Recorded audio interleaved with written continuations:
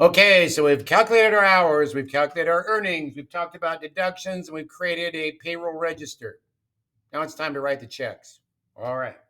So we're going to talk about, first of all, justify the use of a payroll checking account. I really addressed this in the last section, but a company generally wants to have a separate checking account for payroll. All right. And this is what we had. Remember, we had Sterling Savings downtown when I was at Seneca, and I would move money in, like transfer money from our regular checking into that payroll account. We would issue our checks from there. And then we're going to, of course, another objective here is preparing employee payroll checks. Now, again, we're either preparing checks or we are preparing direct deposits into their various bank accounts. And if you've ever done that, you give your employer a copy of your check stub with your routing number and your account number on it at the bottom of the check. And that's what they use to determine the codes to put in that gets sent, has money gets sent to your bank. All right. So here we go. And again, we keep those bank accounts separate because we don't want to have employees cashing checks or depositing checks that come directly from our checking account, but from an a payroll checking account. That's just a good separation of duties. And 3 Green, our mystical company that we're working with, they're using a general checking account to pay the exact amount to the payroll checking account that are prepared. Now, it seems to me that when we did this at Seneca, we would put in just a little bit more than the total net pay amount for all of our employees, just to make sure in case there was a transposition or some sort of an error or whatever, we had a little bit of a buffer there. I don't know, remember how exactly we did that, but you want to make sure that you have enough money in your payroll checking account to cover all the checks, just in case there's an error or mistake, because you do not want an employee's check that they try to deposit bouncing or coming back non-sufficient funds because us, the employer, didn't have enough money in the account. That's critical. All right. So first of all, talk about a voucher check. Has a detachable check stub or voucher, which shows the detail about how employee is being paid. Now, from a payroll check register or the type of payroll checks you issued, they're going to have like a different type of check than a general check out of your company checking account, because you want to allow for a stub that's going to have all of that payroll detail on it. Again, my disclaimer is you probably are going to have this computerized and automated. We are using a very manual paper system to understand the theory behind all this stuff. All right. So there you go. I'm going to pause just for a second here. So I just got paid, and I just want to show you, this is public record. Don't freak out and go, what in the heck is this all about? Okay, here's my check stub for February 28th. Nobody handed this to me. Nobody gave me a paycheck. It just automatically appeared in my bank account on the last day of the month. And down here it says pays.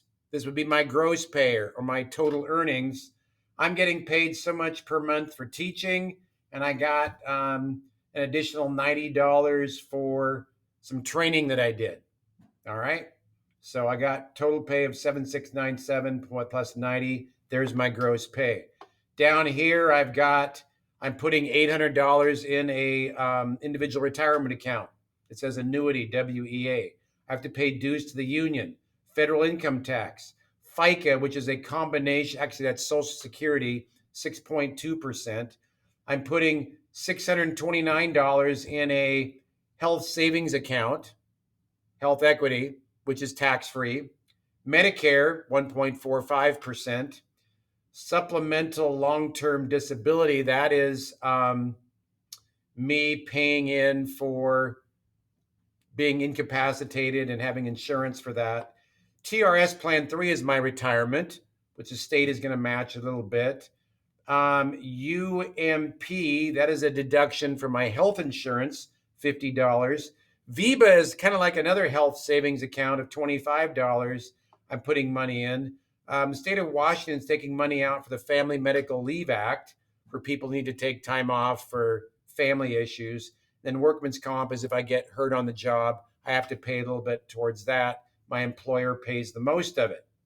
So looking at this, I've got total pay of $77.87. About 45% of my income is being deducted through either mandatory, like tax, or voluntary, these various elections that I made for deductions. So I'm only getting about 55% of my paycheck as net pay. You might find that interesting or not, but there you go. There's my pay stub for the month. All right. Now, again, if you have direct deposit, whoops, let me go back here. You're going to get some sort of a pay stub like I did from your employer. All right. And here we go. First of all, we need to get the money from our checking account into the payroll checking account. So in this case, we're writing a check out of general checking, general account. In this case, 6269.87. This is for our net pay for all of our employees for a semi-monthly pay period. And we're going to write it out. Here's our date. There's the amount, the written amount by hand, and then pay to the order of First American Bank, payroll account, blah, blah, blah, address. And then we're going to sign it. Then we're going to go over to the bank and give them this check. And they're essentially just going to move money from our general checking to our payroll checking to cover our checks. All right. So that's kind of what we're doing here. All right. So there you go with that. Payroll bank account. Prepare the check stub. Put the date in, the description, the amount. Prepare the check, the information. And again, this would most likely be an electronic check that your accounting system would produce. Just saying. Okay. Now it's time for the employee's payroll check. All right. And here's our earnings information up above here, regular and overtime, all the details, just like I showed you with my stub. All right. Total year-to-date earnings. Employees always want to know where they're at. How much was withheld from their paycheck, all of the withholding deductions, either mandatory taxes or voluntary. The year-to-date amounts for those, and then the totals and the net pays for both the current pay period and the year-to-date. Okay. I'm not really sure what difference the total year-to-date deductions and net pay really serve, but there they are. They're not ever going to appear on your Form W-2, which you need to file your taxes. All right, and here comes the net pay. You see 117508, and you see down here, we record the date, we record the amount, we write out the amount, and we sign the check down here. That's going to go to the employee. Now, again, the majority of your employees are going to have direct deposits. Okay. And if you've been paid before, you maybe have had different information, but similar appearing on your pay stub. Okay. And again, this check here is being drawn from our company payroll account, a separate checking account that our company maintains. All right. We're using the same procedure we would use to write like a personal check, but in this case, we're writing a payroll check, which again would most likely be generated by your accounting software. Okay. Here is in case you have direct deposit, there's a company called ADP, which does payroll for a lot of different entities. They specialize in time clocks and scanning, time clock scanning and then producing payroll. So if you get a check from like ADP, or in this case, I'm issued a pay stub and it looks down here like I'm getting a check with an amount on it, but it says non-negotiable and it's not a valid check and it's not signed because I got direct deposit. So the system for everybody that has direct deposit kicks out this piece, which kind of looks like a check with a stub up here, but it was a direct deposit check coming out of the payroll checking account. Same information, in this case, direct deposit distribution 117508 going to John P. Butler's checking account at such and such a bank that he banks at. Now, direct deposit is an awesome thing, all right? And again, it's got all kinds of security built into it. So you don't have to worry about getting a check, a paper check, and losing it or whatever. The employer doesn't have to worry about waiting for months and months for an employee to cash a check. So there's all kinds of reasons why direct deposit would be great. Okay. It's just, to me, it's a very secure thing and it's very seamless. And employers offer it for free. Okay. Great thing to have. So here we go. There's our illustration on our direct deposit and our pay stub. So a couple of questions. Why does 3 Green have a separate checking account for payroll checks? Well, it's kind of a security thing. Separate checking account is used to help protect and control payroll payments. Because if something goes haywire in your payroll account, at least it doesn't affect your general checking. And it says payroll checks have a different they're kind of a different animal than our regular check because it provides information and space to record our earnings and deduction information that our employees need to know. Okay. What is the source? The information that is recorded on each employee's payroll check voucher. I hope you said the payroll register, which has all that information, and we're just moving that into the pay stub, plus possible prior pay period information, and also maybe information from the annual or quarterly employee earnings record. So all kinds of stuff going on there. How do payroll procedures differ for employees who request direct deposit of their pay? Well, they don't actually get a written check, of course, but they're the same in that everybody's going to get some sort of a pay stub. Like me and Skyward, whether I'm getting a paycheck or a pay stub, I'm going to have a record of my payments. In this case, the employer, College Place Public Schools, just posts it to Skyward, which I have access to. Nobody hands me anything. Now, I saw this in the textbook, and I'm like, okay, we're talking about W-4s, the form you fill out with your employer. I just want to do a disclaimer because it says employees are responsible for contacting their employer when the number of their dependents changes. Okay, you can file a new W-4 with your employer without adding a new dependent into your family. If your tax situation changes and you fill out a new W-4, it doesn't have to be because you have a new dependent or your dependents have changed. If your tax situation has changed and you file a new W-4, your employer is required to change the information in the payroll system so more or less income tax is taken out of your paycheck. So I just read some of this stuff once in a while in the textbook and I go, not really accurate. Okay. So there's another disclaimer there. Okay, we're going to go to MindTap to 12.4 work together. And we have a little ground to cover with this one. Okay. So here we go with our work together. And down here we have a payroll register. And then down here we have a check that we want to write so we cover our payroll and transfer money to our payroll bank account. Now I'm going to slide my presentation over here just to have this in front of me. Okay. So here we go. Our date is 7/15. Whoops, let's put the right date in. Our payee is going to be First Community Bank because really all we're doing is just transferring money from one account to the next.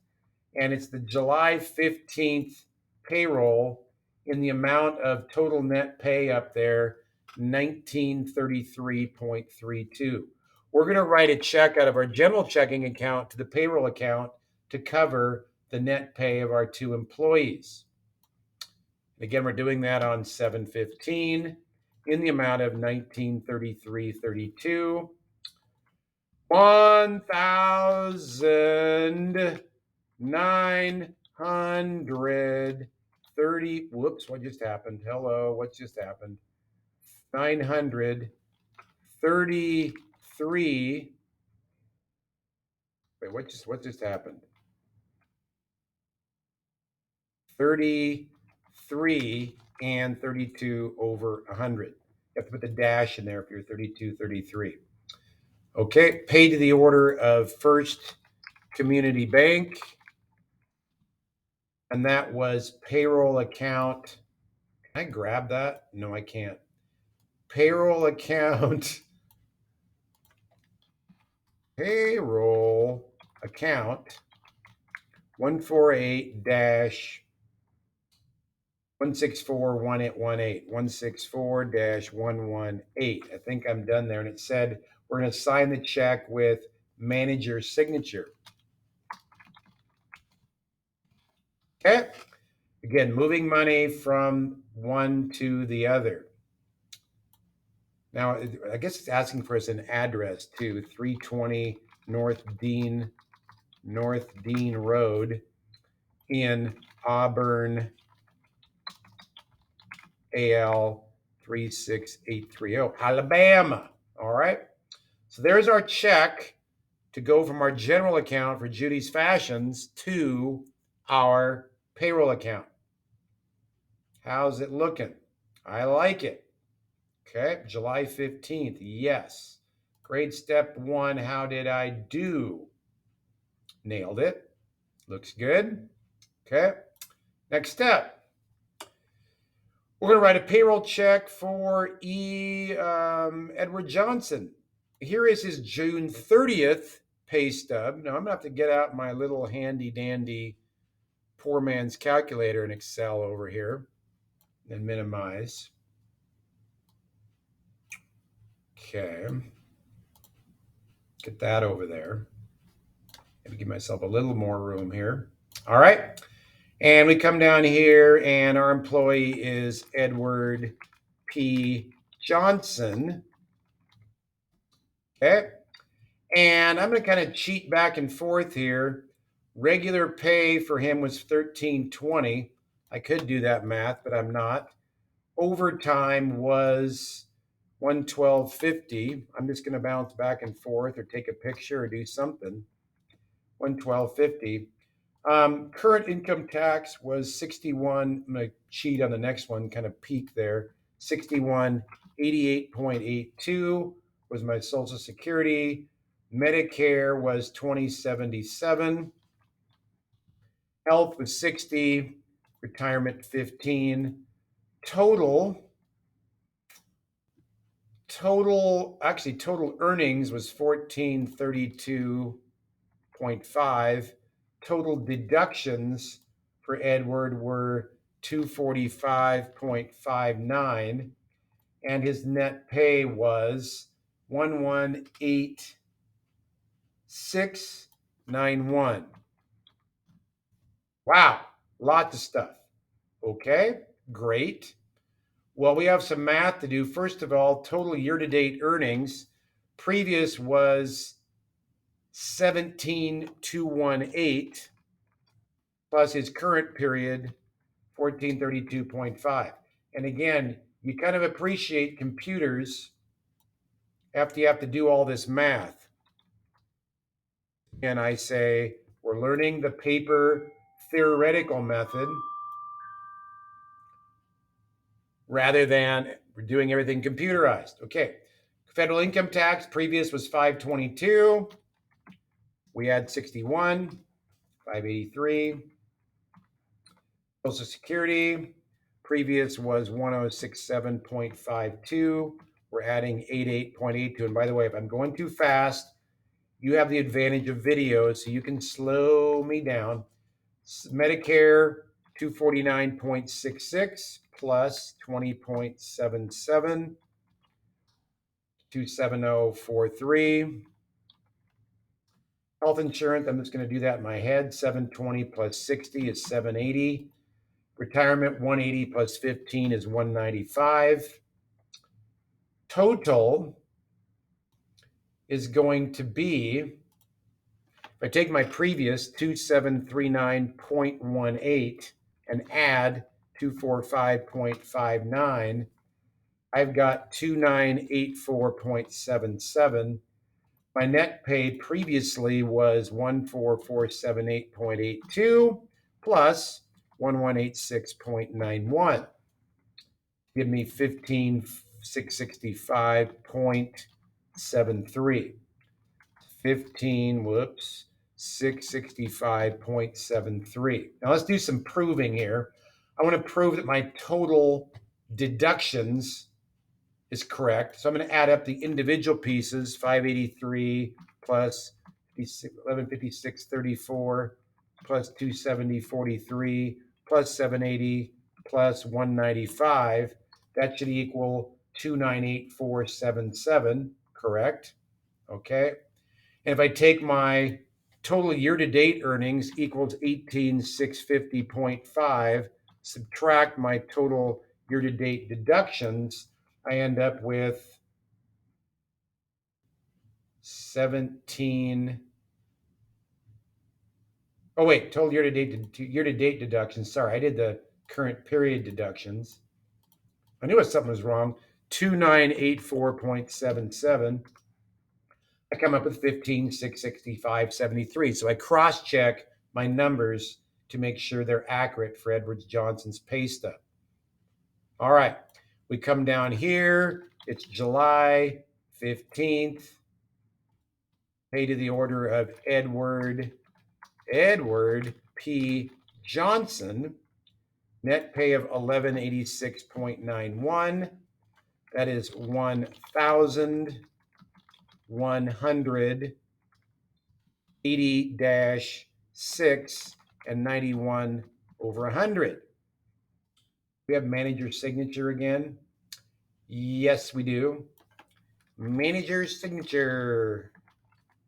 Spell it right, Reardon. There you go. Okay. That was check 261 out of our payroll checking.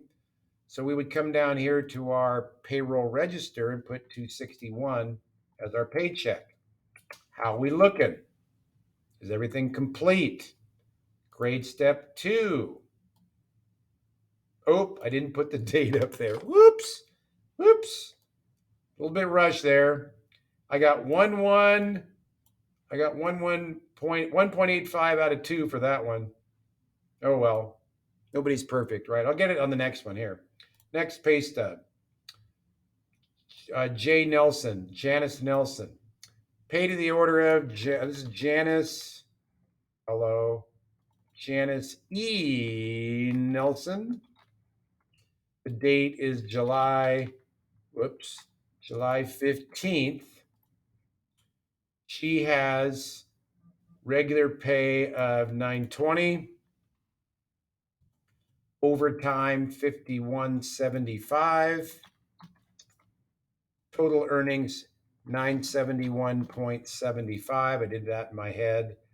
Total year-to-date earnings are going to be previous 11,872.5 up here, plus 971.75 to give me 12,844.25. Federal income tax for her is 60.25 is Social Security. Medicare is 1409. I know insurance is 60 and retirement, that Roth IRA, is 15.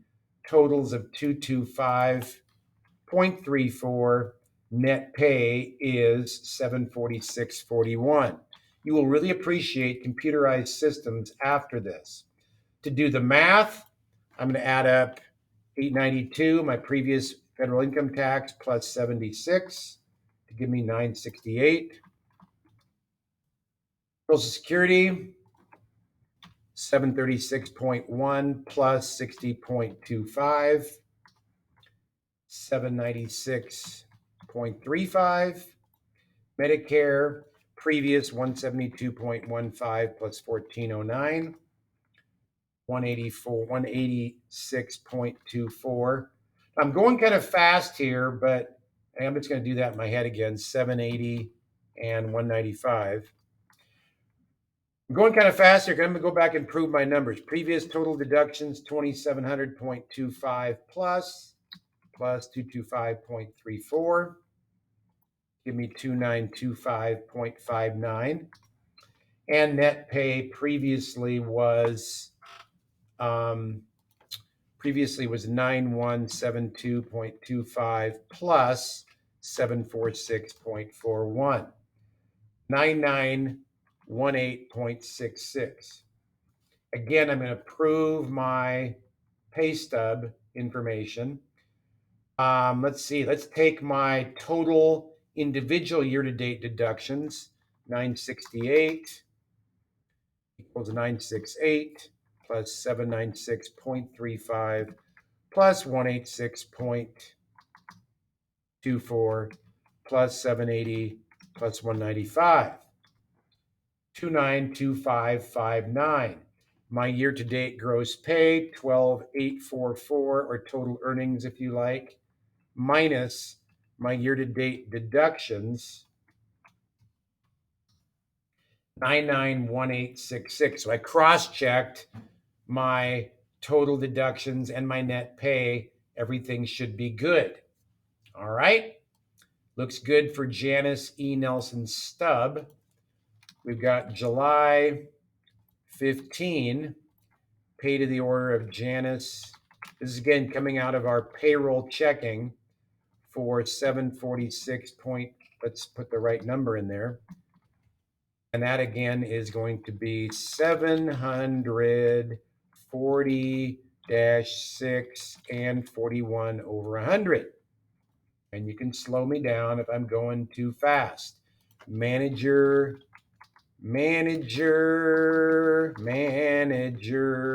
signature.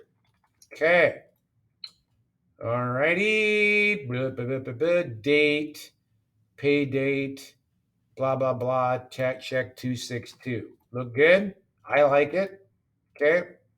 Got all the information in there. Got our pay stub. Got all of our under detail, year-to-date information, and we recorded in the payroll register. How did I do this time? Nailed it. All right. And I'd hit save and continue. All right. So now you're going to work on your own piece. There is also a terms review that goes with this. And again, I'll say it one more time. Payroll must be calculated accurately to the penny to be perfect. Don't be close enough on payroll. Thank you. Have a great day.